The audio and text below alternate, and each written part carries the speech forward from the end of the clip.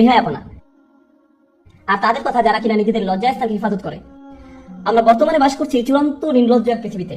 এমন এক পৃথিবী যেখানে আপনার হাতের মুঠোফোন দিয়েই যে কোনো ওয়েবসাইট থেকে যে কোনো ভিডিও চালাতে পারেন অনায়াসে। পর্নোগ্রাফি ইন্ডাস্ট্রি বর্তমানে একটি $multi trillion ইন্ডাস্ট্রি, যার উদ্দেশ্য এবং কাজই হলো আপনাদের প্রত্যেকেই যেন কোনো না কোনো ভাবে এসব নোংরামির ভোক্তা হয় এবং প্রতিটি নারী পুরুষ ও শিশুর সামনে এগুলো যেন উন্মোচিত হয় তা তারা আশা করে। আপনিও দেখবেন, আসক্ত হবেন এবং পরিণত হবেন আরো একজন ভোক্তায়। এটাই হলো আমাদের সমাজকে দেওয়া পর্নোগ্রাফির উপহার। এটা তৈরি করছে অমানুষ, মানুষকে পরিণত করছে পশুতে, যৌন বিকারগ্রস্ত মানুষে। এবং আপনাদের মধ্যে এই দুর্ভাগ্যক্রমে কারো কারো এই আসক্তি রয়েছে এবং আপনারা এইসব জঞ্জাল অনলাইনে দেখছেন, আপনারা দেখেন এবং নিজেদের বিভিন্ন মোবাইল ডিভাইসে এবং অ্যাপে সেভ করে রাখেন। এবং এই নিয়ে আপনাদের ভিতরে আর কোনো খারাপও লাগে না, কেননা আপনারা নিজেরাই মনে মনে নিজেদের জন্য এগুলোকে গ্রহণযোগ্য ধরে নিয়েছেন। হয়তো মাঝে মাঝে এই নিয়ে একটু অনুশোচনা হয়, কিন্তু আবার আপনি ফিরে যান সেদিকে। আপনি ভাবছেন অন্তত আমি তো কারো ক্ষতি করছি না, অন্য কাউকে তো দেখাচ্ছি না, নিজেই দেখছি, এইটুকুই ঠিক আছে। কিন্তু জানেন আসলে কি হচ্ছে? ভেতরে ভেতরে আপনার আত্মা নিঃশেষ হয়ে যাচ্ছে, আপনার সালাত হয়ে গেছে অন্তঃসার শূন্য। সে সময় আপনি একটু চোখের পানি ফেলতে পারেন না, কেননা আপনার হৃদয়ে আল্লাহর ভয় এতটাই কমে গেছে। কারণ হলো ওই সমস্ত নোংরামি যা আপনি দেখে আসছেন তারই ফলাফল। এগুলো আপনাকে পরিণত করেছে একটা মানুষরূপী পশুতে, যার ফলে আপনি এখন স্বাভাবিকভাবে তাকাতেও পারেন না। যখন একজন নারী আপনার পাশ দিয়ে যায়, আপনি যেন দেখেন একটা মাংসপিণ্ড হেঁটে যাচ্ছে। আপনার দু চোখ সর্বদাই নিরীক্ষণ করে বেড়াচ্ছে প্রত্যেককে। সারাটাক্ষণ আপনি হা করে তাকিয়ে থাকেন, চেয়ে থাকেন, চোখ নামিয়ে নিতে আপনার রীতিমতো কষ্ট হয়। যখন আপনি সাবওয়েতে কিংবা ক্যাম্পাসে অথবা যখন কর্মক্ষেত্রে নয়তো রাস্তা দিয়ে হেঁটে যাচ্ছেন, আপনি পারছেন না নিজেকে সংযত রাখতে। হয়তো একটা বিলবোর্ডের দিকে তাকালেন, আপনি দ্বিতীয়বার তাকান, তৃতীয়বার তাকান। এমন একটা সুযোগ আপনি হাতছাড়া করেন না যা দিয়ে আপনার অন্তরটা কলুষিত হয়। আপনি পরিপূর্ণভাবে একজন আসক্ত ব্যক্তি। তারপর কিনা আপনি আমাকে বলেন, ভাই নামাজে মনোযোগ আনবো কিভাবে? আপনি কোন দুনিয়া বাস করছেন? কোন জগতে আছেন আপনি? ভাইরা আমার, বিশেষ করে ভাইদেরকে বলছি, জানি কিছু বোনেরও এই সমস্যা রয়েছে। এটা অত্যন্ত দুঃখজনক বাস্তবতা। এটা একটা যুদ্ধ, এবং এই যুদ্ধ যে কোনো সামরিক যুদ্ধের চেয়েও ভয়ঙ্কর। এটি সেই যুদ্ধ যা কিনা ধ্বংস করে দিচ্ছে আমাদের অন্তরকে। এই জিনিস আমাদের ঘর পর্যন্ত প্রবেশের পথ করে নিচ্ছে, রাস্তা বানিয়ে নিচ্ছে। আচ্ছা, আমিও চাই আমাদের সন্তানদেরকে এসবের হাত থেকে যত দূর সম্ভব বাঁচাতে। কিন্তু যখন আমার সন্তান স্কুলে যায়, সেটা ইসলামিক স্কুলে হোক না কেন, খুবই উজ্জ্বল সম্ভাবনা রয়েছে যে কেউ একজন হতে পারে তারই এক বন্ধু তার আইপ্যাড বা অনুরূপ কোনো মোবাইল ডিভাইস নিয়ে এসে বলবে, দেখো দেখো সবাই। এটা খুবই বাস্তব একটা চিত্র, মোটেই কাল্পনিক কিছু নয়। এজন্যই আমাকে আমার সন্তানদেরকে প্রস্তুত করতে হবে এই কুৎসিত কথাকার জগৎ সম্পর্কে, যার মুখোমুখি তারা হবেই এক সময়। এর থেকে পালানোর আর কোনো পথ নেই, আসলে কোনো মুক্তি নেই।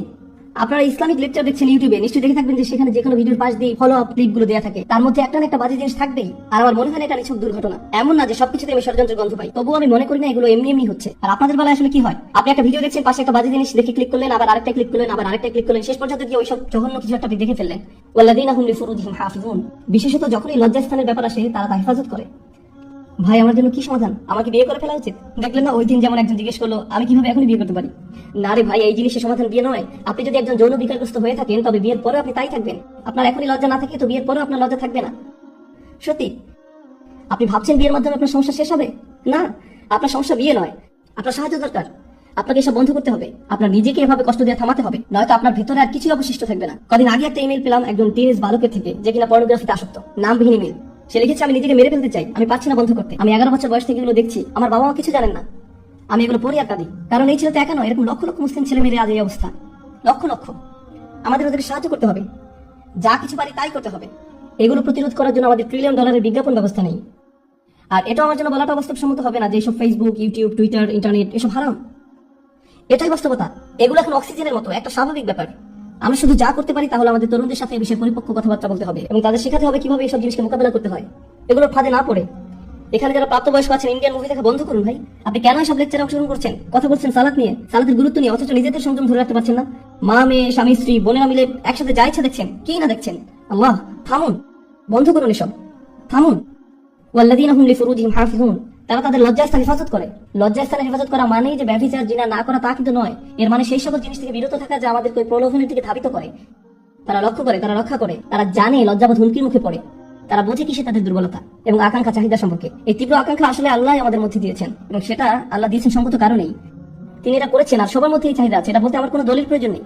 জানি আমি, পুরুষ মানুষ যারা এখানে আছেন, প্রতিনিয়তই আপনাদের সবাই এই চ্যালেঞ্জকে মোকাবিলা করছেন। বিশেষ করে এরকম একটা শহরে, অন্তত টেক্সাস আর একটু বেশি রক্ষণশীল, অনেক বেশি না, কিছুটা বেশি। কিছু শহরে অন্তত এসব কুরুচিপূর্ণ বিলবোর্ড বা এই ধরনের জিনিস বসানোর অনুমোদন দেওয়া হয় না। আসলে তারা বিলবোর্ড টাঙানোর অনুমোদন দেয় না, কিন্তু সেটা হয়তো দ্রুতই বদলে যাবে, কেননা শেষ পর্যন্ত সাম্রাজ্যবাদেরই জয় হয়। কথা হচ্ছে, আপনারা এমন এক শহরে বাস করেন যেখানে সবই আপনার সামনে উন্মুক্ত, কোনো কিছুই বাদ নেই, সবকিছু। আর আপনাদের রীতিমতো মরণ যুদ্ধ করতে হয় নিজেদের বাঁচানোর জন্য। এই অনুচ্ছেদটিতে এমনকি খুব বেশি বড় লক্ষ্য অর্জনের কথা বলা হয়নি। এখানে কেবল ন্যূনতম অংশটুকু এসেছে। আগেই বলেছি আপনাদের, তাই না? এগুলো হলো ন্যূনতম, যা না হলেই নয়। আমাদের ন্যূনতম কর্তব্য হলো যে আমাদের যাবতীয় নির্লজ্জতা, বেহায়াপনা থেকে নিজেদের বাঁচিয়ে চলতে হবে, নিজেদের ভেতরে এই প্ররোচনার বিরুদ্ধে যুদ্ধ ঘোষণা করতে হবে। আর আমি জানি আপনাদের কেউ না কেউ আছেন যারা এসব বন্ধ করার চেষ্টা করছেন, তারপর আবার ফিরে গেছেন, আবারও চেষ্টা করছেন, আবার ফিরে গেছেন, বারবার ফেসে যাচ্ছেন এই চক্রান্তে। জানি আমি অনেকের এমনটি হচ্ছে। আপনারা যুদ্ধ করে যাচ্ছেন এর সাথে, তবে হাল ছেড়ে দিবেন না। আর সেজন্য যা প্রয়োজন করুন, কখনো একা থাকবেন না, সবসময় ভালো বন্ধুর সাথে থাকুন, লাইব্রেরি চলে যান আর সেখানে পড়াশোনা করুন। এমন কোথাও চলে যান যেখানে আপনার আশেপাশে আরো মানুষ থাকবে, কারণ আপনি যখনই একা থাকেন শয়তান আপনাকে একা পেয়ে বসে। আর আল্লাহর ভয় যদি আপনার মনে যথেষ্ট না থাকে, তবে অন্তত মানুষের ভয় যদি কাজ হয়, অন্তত নাই হওয়ার চেয়ে তো কানা হওয়া ভালো। আপনারা জানেন এসব কথা অন্যখানে আমি আগেও বলেছি, বাবা মাদের আরো বলছি, যদি আপনার পাশে কম্পিউটার থেকে থাকে, দয়া করে সেটা ল্যাপটপ না হয়, পাশে ডেস্কটপ রাখুন। আর মনিটরটা যেন বড় হয়। আর এটা নিশ্চিত করবেন কম্পিউটারটা যেন রান্নাঘর কিংবা খাওয়ার ঘরে থাকে, বসার ঘর ব্যবস্থা করবেন না।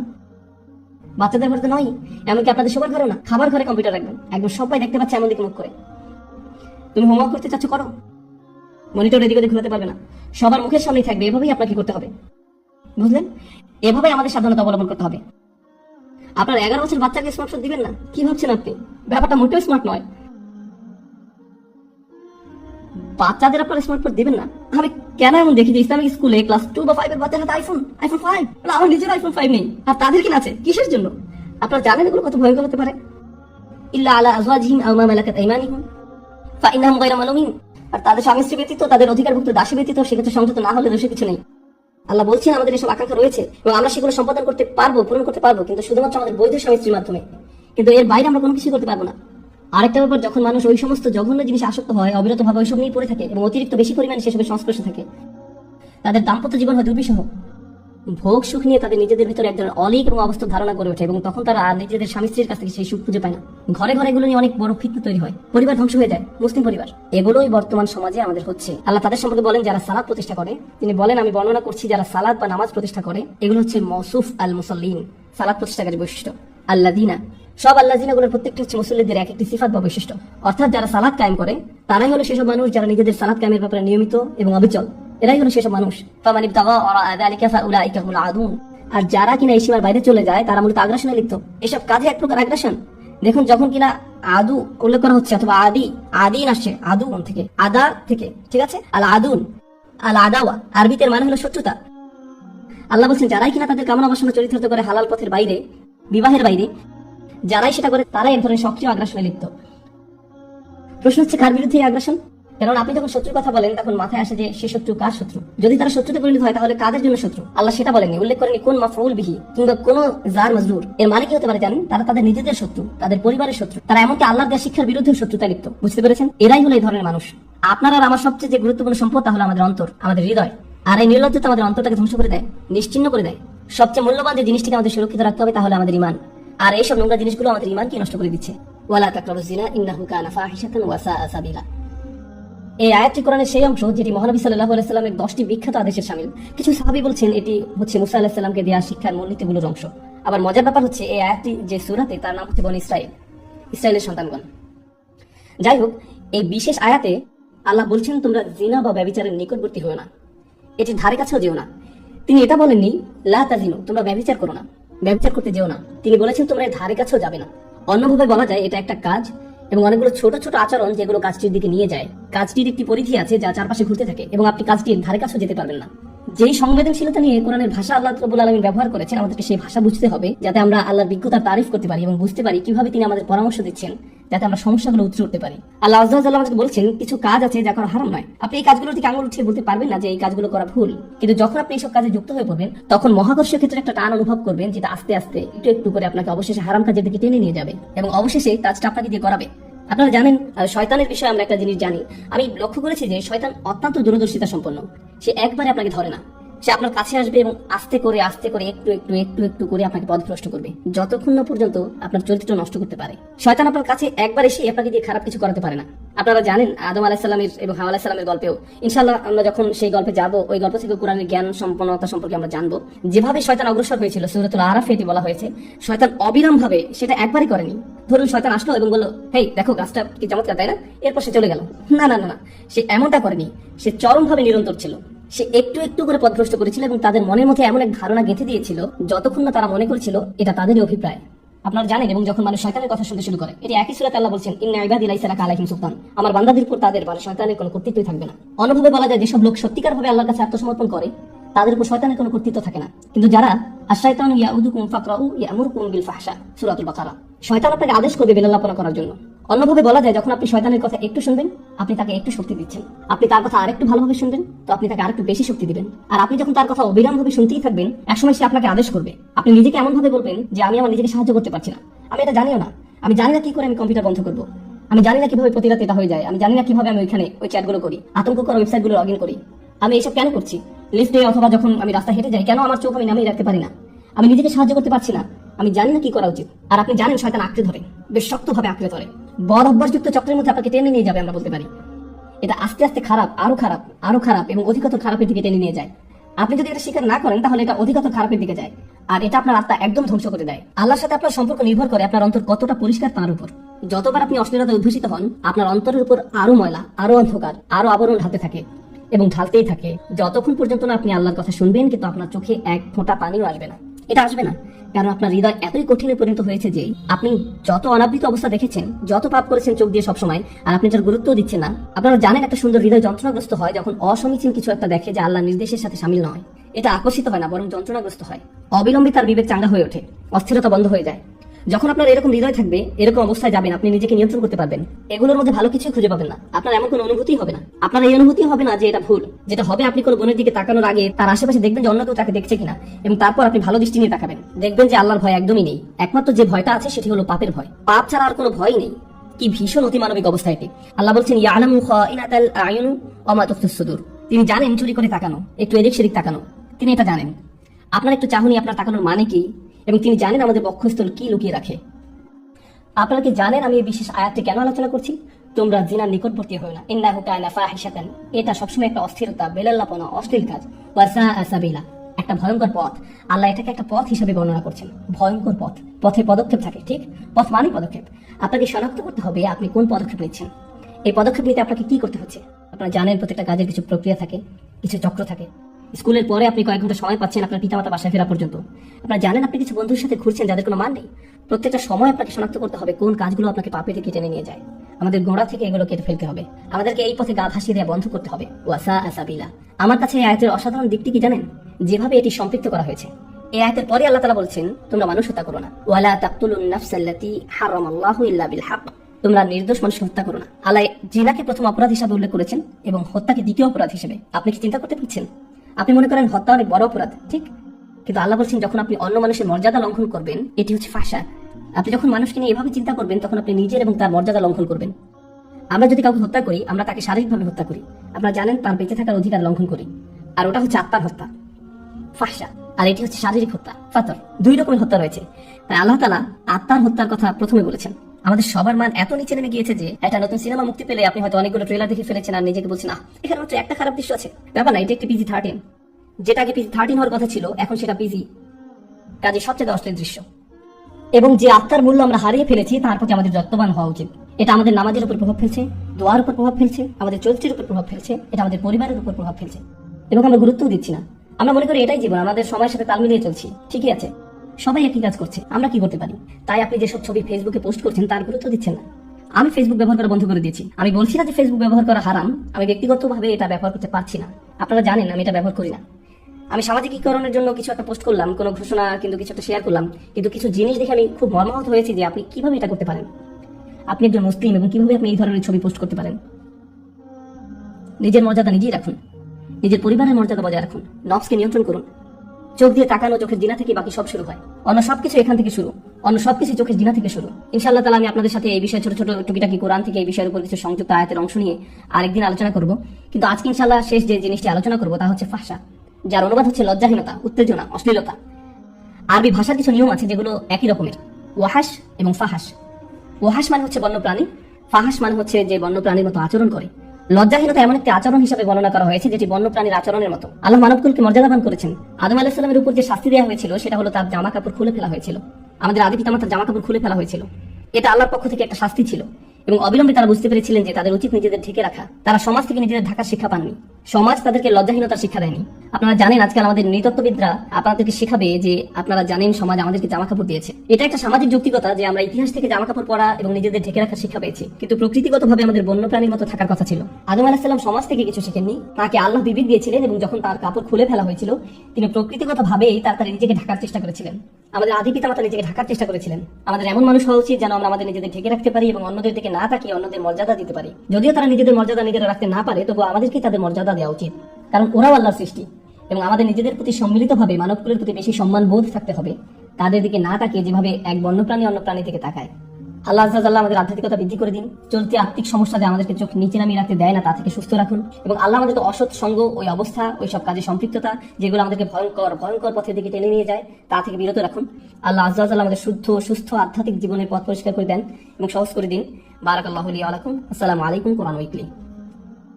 আসসালামু আলাইকুম কোরআন উইকলি। নবী করিম সাল্লাল্লাহু আলাইহি সাল্লাম আমাদেরকে বলেছেন যে লোক অন্যকে ভালো কাজের দিকে নির্দেশ দেয়, সেও ওই ভালো কাজের সওয়াব পাবে। আমাকে অনুগ্রহ করুন এবং আপনাদের সবাইকে অনুগ্রহ করুন, এই ভিডিও থেকে যদি ভালো কিছু পেয়ে থাকেন তাহলে ভালোটা শেয়ার করুন, বন্ধু এবং পরিবারের সাথে শেয়ার করুন, সওয়াব পান। এটি অত্যন্ত সুন্দর একটি প্রকল্প। আমি সত্যিকার অর্থেই কোরআন উইকলি সফলভাবে চালানোর জন্য সবাইকে তারিফ করছি। আমি দোয়া করছি যাতে আল্লাহ তাদেরকে আরো বেশি বেশি করে রহমত দান করেন, তারা আরো ভালো ভালো কাজ করুক। আল্লাহ বলছেন যারা মানুষের প্রতি কৃতজ্ঞতা জানায় তারা আল্লাহর প্রতি কৃতজ্ঞতা জানায়। আল্লাহ মানুষকে সৃষ্টি করেছেন কষ্ট সহ্য করার জন্য এবং তিনি মানুষকে সৃষ্টি করেছেন ভারী বোঝা বহন করার জন্য। লাকাদ খালাকনাল ইনসানা ফি কাবাদ। আমরা অবশ্যই মানুষকে সৃষ্টি করেছি ভারী বোঝা বহনের জন্য এবং কঠোর পরিশ্রমের জন্য। মানসিকভাবে আপনি লড়াই করছেন, শারীরিকভাবে আপনি সহ্য করছেন, আপনি লড়াই করছেন। হতে পারে আপনি স্বাস্থ্যের জন্য লড়াই করছেন, আর্থিকভাবে লড়াই করছেন, মানুষের কারণে লড়াই করছেন। এই জীবন আল্লাহ এটি নকশা করেছেন কঠিন করে। কখনো হয়তো আপনি অন্যের দিকে তাকান এবং আপনি বলেন আমার চেয়ে তাদের জীবন অনেক সহজ, কিন্তু আপনি জানেন না আল্লাহ তাদের আসলে কি অসুবিধা দিয়েছেন। এটি আপনার কাছে অদৃশ্য। প্রত্যেকেরই সমস্যা আছে, প্রত্যেকেরই চ্যালেঞ্জ আছে। আপনি উদাহরণস্বরূপ চিন্তা করতে পারেন যে ফেরাউনের বিশাল রাজত্ব ছিল, সাম্রাজ্য ছিল, সে সময়ের বিশ্বের বৃহত্তম সেনাবাহিনী ছিল, সমস্ত সম্পদ যা একজন মানুষ চাইতে পারে, সমস্ত শক্তি যা একজন মানুষ চাইতে পারে, সমস্ত স্ট্যাটাস যা একজন চাইতে পারে, তার সব আছে। তাহলে কিভাবে তার সব কিছু আছে আর মুমিনদের কাছে কিছুই নেই? অথচ আল্লাহ তার সম্পর্কে বর্ণনা করেছেন যে সে ভয়ঙ্কর আতঙ্কিত অবস্থায় বাস করত। তারা ভয়ের মধ্যে বাস করত, সে রাতে বিভিন্ন দুঃস্বপ্ন দেখত, সে কোনো কিছুতে শান্তি পেত না। কখনো কখনো মানুষের কাছে বস্তুগত জিনিস থাকে কিন্তু তাদের মনে শান্তি নেই। কখনো কখনো মানুষের শারীরিক সুস্বাস্থ্য থাকে তবে তাদের মানসিক স্বাস্থ্য ভালো থাকে না, তাদের মানসিক শান্তি নেই। সুতরাং সমস্ত মানুষকে আসলে সংগ্রামের মধ্য দিয়ে যেতে হয় এবং এটি বিশ্বাসী এবং অবিশ্বাসী সবার ক্ষেত্রেই প্রযোজ্য। সুতরাং প্রথম যে জিনিসটি আমি আপনাদের সকলের কাছে পৌঁছাতে চাই এবং একই সাথে নিজেকে মনে করিয়ে দিতে চাই তা হলো আমরা বিশ্বাসী, কিন্তু এর অর্থ এই নয় যে তার ফলে আমাদের সমস্যাগুলো অদৃশ্য হয়ে যাবে। এটি এমন নয় যে আমি বিশ্বাসী তাই আমার কোনো দুঃখ থাকবে না, অথবা কারণ আমি বিশ্বাসী তাই আমি কোনো কিছু নিয়ে উদ্বেগ অনুভব করবো না, আমার পারিবারিক সমস্যা হবে না, বা আমার আর্থিক সমস্যা হবে না, স্বাস্থ্যগত সমস্যা হবে না, বা অন্য যে কোনো কিছু। বিশ্বাস করুন, আল্লাহর উপর আমাদের বিশ্বাস, আল্লাহর সাথে আমাদের সম্পর্ক, তা আমাদের সমস্যা সমাধানের জন্য না, আমাদের জীবনে যেসব মানুষ আমাদের সমস্যায় ফেলেছে তা থেকে মুক্তি দেওয়ার জন্য এটি নয়, এটি আমাদের বিশ্বাসের উদ্দেশ্য নয়। যদি আসলে তাই হতো তাহলে নবীগণ আলাইহিস সালাতু ওয়াস সালাম আল্লাহর সাথে যাদের সর্বাধিক ঘনিষ্ঠতা ছিল তাদের জীবন সবচেয়ে সহজ হতো। তারা ভাবতেই পারতো যে তারা দোয়া করবে আর তাদের সমস্ত সমস্যা অদৃশ্য হয়ে যাবে। কিন্তু যদি আপনি নবীদের জীবন অধ্যয়ন করেন, তারা আল্লাহর নিকটতম মানুষ আলাইহিস সালাতু ওয়াস সালাম, কিন্তু তাদের জীবন সবচেয়ে কঠিন। আবার বলছি, তাদের জীবন সবচেয়ে কঠিন এবং কখনো কখনো তাদের কাছে সবচেয়ে কঠিন সময় আসে এমনকি দূরের শত্রুদের কাছ থেকে নয়, এটি তাদের নিজেদের পরিবার থেকে আসে। অন্য কথা, এটি তাদের কাছে আসে যাদের থেকে তারা পালাতে পারবে না। তারা প্রতিদিন তাদের সাথে আছে, তারা তাদের সাথে তাদের পুরো জীবন কাটাচ্ছে, কিন্তু তারা এই সমস্যাগুলি থেকে দূরে যেতে পারছে না। সুতরাং মানুষকে আসলে তৈরি করা হয়েছে এবং এমন একটি পরিস্থিতিতে পাঠানো হয়েছে যে তাদের প্রতিনিয়ত লড়াই করতে হবে, তাদের মোকাবেলা করতে হবে খুব কঠিন পরিস্থিতি, খুব কঠিন সময়। এমনকি মানুষ তাদেরকে এটি মোকাবেলা করতে হবে জীবনের অংশ হিসেবে, এবং এর সাথে ইমান থাকা বা না থাকার কোনো সম্পর্ক নেই। এমন নয় যে আপনার যদি আরো ইমান থাকে তাহলে আপনার এই সমস্যাগুলো হবে না। আসলে মানুষ মনে করে অনেক বেশি ইমান থাকলে জীবনে আর কোনো সমস্যা থাকবে না। আল্লাহ আমাদের সৃষ্টি করেছেন এবং আমাদেরকে একটি ঝড়ের মধ্যে রেখে দিয়েছেন। কল্পনা করুন, সাগরে ঝড় উঠেছে, আপনি সেই ঝড়ের মধ্যে, চারিদিকে উত্তাল সাগর, এবং আপনি আপনার ছোট নৌকায় আছেন এবং ক্রমাগত আপনি ডুবে যাওয়া নিয়ে উদ্বিগ্ন। আপনি তাদের সম্পর্কে উদ্বিগ্ন যারা আপনার সাথে আছে। তো এখানে বিশ্বাসের কাজ কি? এটি আপনাকে শক্তি দেয় এবং এটি আপনাকে ঝড়ের মধ্য দিয়ে যাওয়ার ক্ষমতা দেয়, পথ চলতে নির্দেশনা দেয়। এর অর্থ এই নয় যে আপনি ভিজে যাবেন না, এর অর্থ এই নয় যে কখনো কখনো নৌকা প্রায় ডুবে যাবে না, তবে আপনার এখন এর মধ্যে দিয়ে যাওয়ার ক্ষমতা রয়েছে এবং ঝড় থেকে বাঁচার ক্ষমতা রয়েছে। দেখলেন তো, এটাই আমাদের বিশ্বাসের উদ্দেশ্য। এটা সমস্যা থেকে মুক্তি পাওয়ার জন্য নয়। যখন আমি পাপ করি, যখন আপনি পাপ করেন, মানুষ তা দেখে না, কেউ তা দেখে না। আপনি এমন কাজ করতে পারেন যা সম্পর্কে কেউ জানে না। আপনি কারোর সামনে চিহ্নিত নন, কোনো ক্যামেরা চালু ছিল না, কোনো সাক্ষী ছিল না, তাই না? মানুষ জানে না, আপনার বাবা মা জানে না, আপনার জীবন সঙ্গী জানে না, আপনার ভাই বোন জানে না, মানুষ জানে না। প্রথম যে শিক্ষা আল্লাহ আমাদেরকে দিচ্ছেন, কে জানলো বা না জানলো তাতে কিছু যায় আসে না। প্রত্যেকবার পাপ করার সময় আপনি যেন আল্লাহর সামনে বিবস্ত্র, আপনি আল্লাহর সামনে উন্মোচিত এবং আপনি নিজের সামনে উন্মোচিত। পাপের দুজন সাক্ষী থাকে। প্রথম সাক্ষী হলেন স্বয়ং আল্লাহ এবং দ্বিতীয় সাক্ষী আপনি নিজে। সেখানে অন্য কেউ ছিল কিনা তা বড় বিষয় নয়। যদি অন্য কেউ সেখানে থাকতো আপনি লজ্জিত হতেন। আল্লাহ যা বলছেন, আসলে আপনার ভিতরে এমন কিছু আছে, আমার ভিতরে এমন কিছু আছে যা এমনিতেই আমাদেরকে লজ্জিত করে। আমাদের ভিতরে একটি বিবেক আছে। এটা এমন, আল্লাহ আদম আলাইহিস সালামের কাছে প্রকাশ করেননি যে তোমার পোশাক পরা উচিত। তখনও এই ধরনের কোনো শিক্ষা ছিল না। যদিও এমন কোনো শিক্ষা ছিল না, তবুও যেই মুহূর্তে পোশাক খুলে গেল তারা সাথে সাথে নিজেদের ঢাকার চেষ্টা করলেন, কারণ তারা লজ্জা অনুভব করছিলেন, তারা বিব্রত ও লজ্জিত বোধ করছিলেন। আল্লাহ তাদেরকে অপমানিত বোধ করতে বলেননি। আল্লাহ সেটা মানুষের ফিতরাতের মধ্যে, মানুষের স্বভাবের মধ্যে দিয়ে দিয়েছেন। আমার ভিতরে এমন কিছু আছে এবং আপনার ভিতরে এমন কিছু আছে যা বলে যে এটা একটা লজ্জাজনক বিষয়। এই জন্য না যে মানুষ জেনে ফেলবে, বরং এটা আমার নিজের আত্মার জন্যই লজ্জাজনক। আমি এমন হতে চাই না, আমি নিজেকে অপমানিত করতে চাই না। আর তারা মরিয়া হয়ে যে কোনো উপায়ে নিজেদেরকে ঢাকার চেষ্টা করছিলেন। ঠিক যেমন আমরা কোনো ভুল করে ফেললে নিজেদেরকে যে কোনো উপায়ে ঢাকতে চাই, একটা মরিয়া ভাব থাকে। এটা শুধুমাত্র মানুষের চোখের আড়ালে নিজেদের ঢাকা নয়, নিজেকে ঢাকার আরো একটি মাত্রা রয়েছে। আর তা হলো, যখন আমি কোনো ভুল করি তা স্বীকার করা আমার জন্য কঠিন। আমি ভান করতে চাই যে আমি বিবস্ত্র নই। নিজেকে রক্ষা করার জন্য, নিজেকে ঢাকার জন্য আমি সম্ভাব্য সবকিছুই করি। আপনি হয়তো এমন মানুষ চিনেন যাদের কাছে গিয়ে যদি বলেন আপনি কি কখনো ভুল করেছেন, তারা বলে না, আমি কখনো ভুল করিনি। আপনি কিসের কথা বলছেন? আমার একমাত্র ভুল ছিল আপনার কথা শোনা। তারা স্বীকার করে না যে তারা ভুল করে, তারা স্বীকার করে না যে তারা ভুল। অনেক ক্ষেত্রে আপনার পরিবারে এমন মানুষ থাকে। আর যখন একজন মানুষের জন্য স্বীকার করা কঠিন হয় যে আমি আমার জীবনে কখনো ভুল কিছু বলিনি, তারা নিজের কাছেও তা স্বীকার করতে পারে না। জানেন এটা কি? তারা নিজেদেরকে ঢাকতে মরিয়া। তারা নিজেদেরকে একটি নেতিবাচক রূপে দেখাটা মেনে নিতে পারে না। তাই তাদের ভান করতে হয় যে কখনো কোনো ভুল হয়নি। তারা ঢাকতে থাকে এবং ঢাকতে থাকে। তাই এখন সেই অবস্থা থেকে আল্লাহ বর্ণনা করছেন, এটা অনুবাদ করা কঠিন, কারণ নবীদের প্রতি আমাদের ইসমাত রয়েছে, নবীদের জন্য আমাদের সম্মান ও মর্যাদা রয়েছে। কিন্তু আল্লাহ যা বলার তাই বলেন, তাই না? আল্লাহ সত্য বলেন এবং তিনি সত্য প্রকাশে রাগ ঢাক করেন না। আয়াতটির আক্ষরিক অর্থ হলো আদম আলাইহিস সালাম তার রবের অবাধ্য হয়েছিলেন। আয়াতটি এটাই বলছে। এখন এই ইসিয়ানের বিষয়টি, যেটিকে আমরা অবাধ্যতা হিসেবে অনুবাদ করছি, তা আসলে আসা বিশেষ্য থেকে এসেছে। আসা অর্থ লাঠি বা ছড়ি, যেমন মুসা আলাইহিস সালামের আসা, তাই না? আর আসার ধারণাটি হলো সুলভ, কোনো কিছু কঠিন হওয়ার ধারণা, কোনো শক্ত জিনিস। পাপের ধারণাটি হলো আমার এবং আপনার হৃদয় স্বাভাবিকভাবেই কোমল হওয়ার কথা। এটা আল্লাহর স্মরণে পরিপূর্ণ থাকার কথা। আল্লাহ এভাবেই আমাদেরকে তৈরি করেছেন। আর যখন কোনো পাপ সংঘটিত হয় এবং তা উন্মোচিত হয়, সাথে সাথে হৃদয় বলে তোমার ভুল ঢেকে ফেলো, তোমার ভুল ঢেকে ফেলো, প্রতিক্রিয়া দেখাও। তাই যে মুহূর্তে আমি পাপ করতে যাচ্ছি, সেই মুহূর্তে ক্ষণিকের জন্য আমার হৃদয় কঠিন হয়ে যায়, শক্ত হয়ে যায়। আর আমি নিজেকে বলি আমি জানি এটা ভুল, কিন্তু এটা আমি করবই, আমি পরোয়া করি না। এটা নিয়ে ভাবা বন্ধ করো, শুধু এগিয়ে যাও, শুধু সামনে চলো। এবং আপনি আপনার ভেতরের ভালোটিকে স্তব্ধ করে রাখেন এবং নিজের বিরুদ্ধে কঠোরতা দেখান। পাপ কাজে লিপ্ত হতে আপনি নিজের বিরুদ্ধে কঠোর হয়ে ওঠেন। ঠিক সেই মুহূর্তে, স্থায়ীভাবে নয়, অন্তত সেই মুহূর্তে। তারপর আল্লাহ শুধু এই পর্যন্ত বলে ছেড়ে দেননি যে আদম তার অবাধ্য হয়েছিলেন, তারপর তিনি তওবা করেছিলেন এবং আল্লাহ তাকে ক্ষমা করেছিলেন। আমরা ঘটনাটি জানি, কিন্তু আল্লাহ আরো একটি শব্দ যোগ করেছেন। তিনি বলেছেন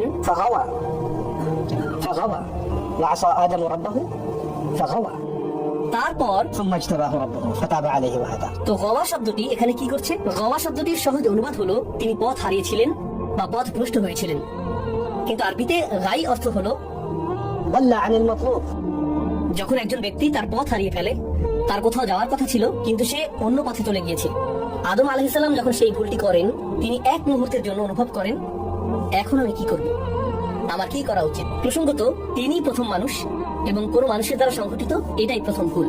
আল্লাহ তখনও নাজিল করেননি যে ভুল করলে ইস্তিগফার করো, তাওবা করো, ভুল করলে আল্লাহ থেকে ফিরে এসো, ভুল করলে এই জিকির করো। যখন তুমি ভুল করো এর পুনরাবৃত্তি করো না, আল্লাহর কাছে প্রতিজ্ঞা করো তুমি আর ভুলটি পুনরাবৃত্তি করবে না। যখন তুমি ভুল করবে শুধু মনে রাখবে আল্লাহ আল গফুর আর রহিম, চিন্তা করো না। এর কোনো কিছুই তখনও নাজিল হয়নি, তিনি এর কিছুই জানেন না।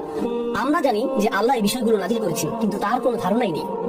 তিনি শুধু এটুকুই জানেন যে তিনি জান্নাতে প্রবেশের আগে ইবলিসকে দেখেছিলেন। তিনি পুরো ঘটনাটি দেখেছিলেন। তিনি দেখেছিলেন আল্লাহ হুমকি দিচ্ছেন, আদমের সন্তানদের মধ্যে যারা ইবলিসের অনুসরণ করবে আমি তাদের দিয়ে জাহান্নাম পূর্ণ করব। তিনি শুধু এটুকুই জানেন, তিনি আর কিছু জানেন না। তারপর তিনি শুধু এটুকুই জানেন যে আল্লাহ তাকে জান্নাতে রাখার সময় বলেছেন, এই গাছের কাছেও যেও না, শয়তানের অনুসরণ করো না। আর যদি তুমি তা করো তাহলে তুমি ব্যর্থ এবং পথভ্রষ্ট হবে। তিনি শুধু এটুকুই জানেন। তাই যে মুহূর্তে তিনি পাপ করেছিলেন তিনি জানতেন না আল্লাহ তাকে কিভাবে দেখবেন। আমি কি একজন ব্যর্থ মানুষ? আমার অবস্থান কি এখন ইবলিসের মতোই? আমি কি প্রত্যাখ্যাত? আমি কি পুরোপুরি ব্যর্থ হয়েছি? আমি কি জীবনে ব্যর্থ? এখান থেকে ফেরার কি কোনো পথ নেই? আল্লাহ কি আমার সাথে আর কখনো কথা বলবেন? গোটা জান্নাত আমার কাছে ছিল, শুধু একটি গাছ থেকে দূরে থাকার কথা ছিল, আর আমি সেই একটি গাছ থেকেই দূরে থাকতে পারলাম না। এটা তো কঠিন নির্দেশনাও ছিল না। আমি কিভাবে ফাঁদে পড়লাম? আমি নিজের সাথে এটা কিভাবে করতে পারলাম? তিনি নিজের উপর রাগান্বিত। তিনি জানেন না নিজের সাথে কি করবেন। যেখানে থাকার কথা ছিল তিনি সেখান থেকে হারিয়ে গেছেন। আমার কোথায় যাওয়ার কথা?